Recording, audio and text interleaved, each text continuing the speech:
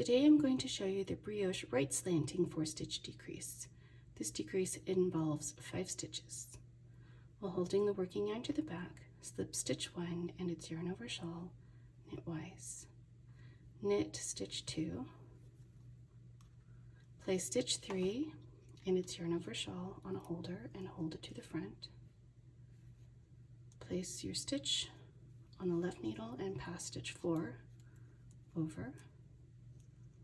Place the stitch on the right needle and pass stitch 1 with its yarn over shawl over.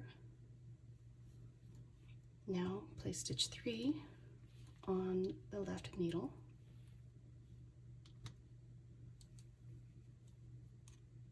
Place your stitch on the left needle, pass stitch 3 with its yarn over shawl over, and pass stitch 5 with its yarn over shawl over. And that gives you the right slanting 4-stitch decrease.